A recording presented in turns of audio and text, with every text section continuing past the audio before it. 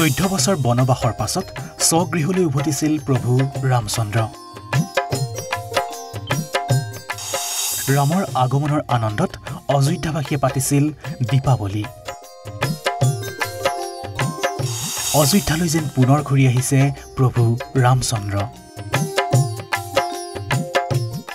দীপাৱলীৰ প্ৰাক্ষণত ন কইনাৰ দৰে সজাই পৰাই তোলা হৈছে ৰামনগৰী। কাইলৈ সমগ্ৰ দেশজুৰি উদযাপন কৰা হ'ব পোহৰৰ উৎসৱ দীপাৱলী। 500 বছৰৰ পাছত দীপাৱলীৰ ভব্য আয়োজন অযোধ্যাত। অযোধ্যাত ৰাম মন্দিৰৰ আধাৰশিলা স্থাপন কৰাৰ পাছত প্ৰথমবাৰৰ বাবে ৰামনগৰীত উদযাপন কৰা হৈছে পোহৰৰ উৎসৱ। একেলগে জ্বলিল 5,51,000 চাকি। এইবাৰ 3 দিন ধৰি দীপাৱলী উদযাপন কৰিব অযোধ্যাবাসীয়ে। সমগ্ৰ অযোধ্যাত উৎসৱৰ উন্মাদনা। শুকুৰবাৰৰ পৰা আৰম্ভ হৈছে দীপাৱলীৰ আনন্দ উৎসৱ। বিশ্ব ৰেকৰ্ড গঢ়াৰ লক্ষ্যৰে দীপাৱলীত একেলগে প্ৰজ্বলিত কৰা হৈছে 5,51,000 চাকি।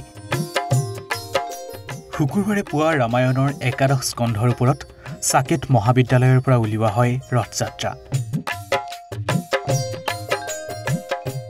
শোভাযাত্ৰাৰ সময়ত স্থানীয় শিল্পীৰ গীত নৃত্যত মুখৰিত হৈ পৰে অযোধ্যাৰ আকাশ বতাহ। অযোধ্যাৰ এই দীপাৱলীৰ অনুষ্ঠানত উপস্থিত থাকে উত্তৰ প্ৰদেশৰ মুখ্যমন্ত্ৰী যোগী আদিত্যনাথ। ৰাম জন্মভূমিত উপস্থিত হৈ ৰামলাল্লাৰ দৰ্শন কৰি পূজা অৰ্চনা আগবঢ়ায় মুখ্যমন্ত্ৰীগৰাকীয়ে। সন্ধিয়া সৰয়ু ঘাটত আৰতি কৰি দীপাৱলীৰ শুভাৰম্ভ কৰে যোগী আদিত্যনাথে। আনহাতে ৰামকথা পাৰ্কত ভগৱান ৰামৰ ৰাজ্য অভিষেক কৰা হয়। দীপাৱলীৰ বাবে অযোধ্যাৰ সকলো মন্দিৰ ঘৰৰ বাহিৰত চাকি জ্বলাই আলোকিত কৰা হয় ৰামনগৰী। উল্লেখ্য, কৰোনা সংক্ৰমণৰ বাবে চৰকাৰে দীপাৱলীৰ কাৰ্যসূচীত সীমিত সংখ্যক লোক উপস্থিত হ'বলৈ নিৰ্দেশ প্ৰদান কৰিছে যোগী চৰকাৰে। ভাৰ্চুৱেল মাধ্যমেৰে এই দীপাৱলীৰ অংশীদাৰী হৈছে অযোধ্যাবাসী।